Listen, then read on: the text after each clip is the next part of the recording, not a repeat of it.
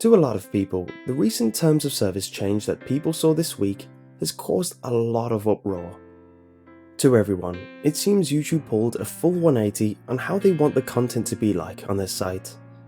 You've probably seen a lot of videos with the titles such as "Loads of YouTubers are getting screwed over," but they're wrong. They were screwed over a long time ago.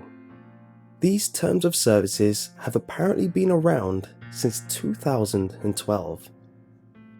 This blows my mind, and we'll get into why, because it's important to look at what's good, what's bad, and what could have been better.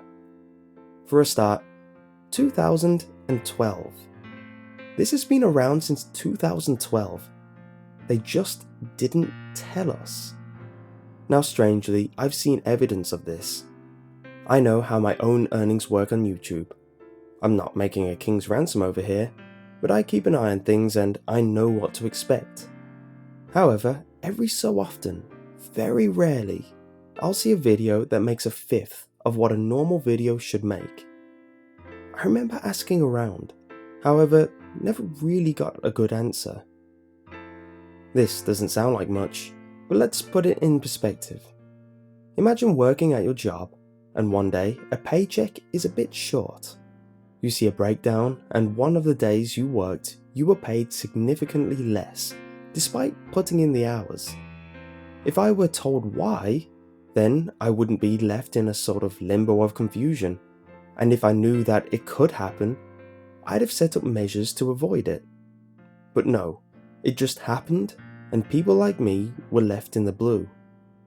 So, how does YouTube choose its video victims?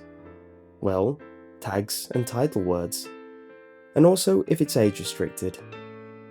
If you have tags such as suicide, murder, and other grievous or sexual subjects, then it will match these keywords up to a blacklist database for when ads are allocated for videos.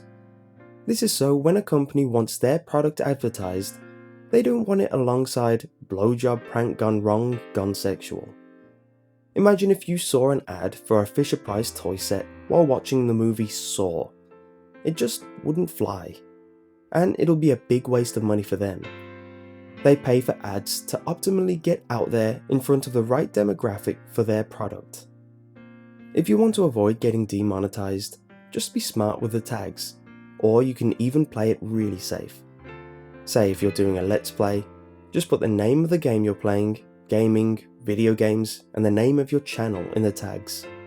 Simple, and enough for gaming ads to find their way to your channel. It's enough. But all of this doesn't absolve YouTube for this recent revelation. Let's go back to, they didn't tell us. So what did they tell us? Well, this recent update, which has the YouTube space by storm, is actually technically a good thing. It's a tool which tells us when something is flagged, gives us the opportunity to change it, and appeal so a video can be monetized properly. So how did this go so poorly? Well, the short answer is YouTube is YouTube. They don't tell us anything. They left us to our own devices, and we had to come to our own conclusions.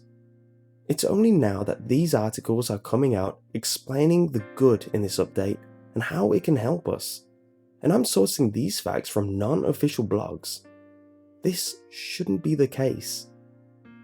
And this is by far not the first time this has happened.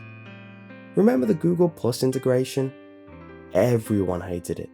I hated it. You probably hated it.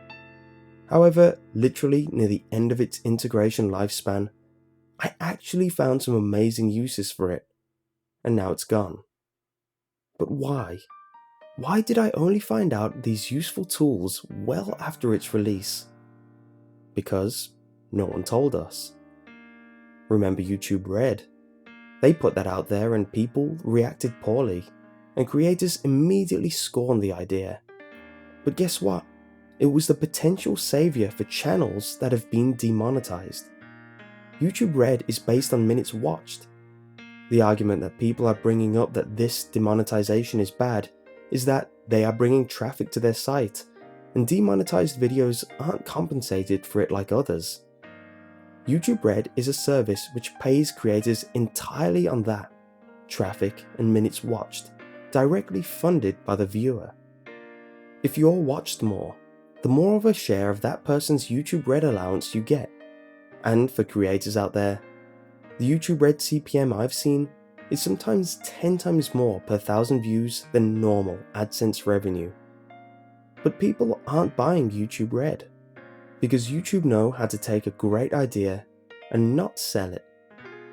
They run 99% of a marathon and ask a bear to push them to the finish line, a volatile bear that they've scorned many times in the past. There's a distrust gap that is being created between YouTube and its creators, and the gap is widening the longer I watch. And I wonder what will happen when that gap reaches a breaking point.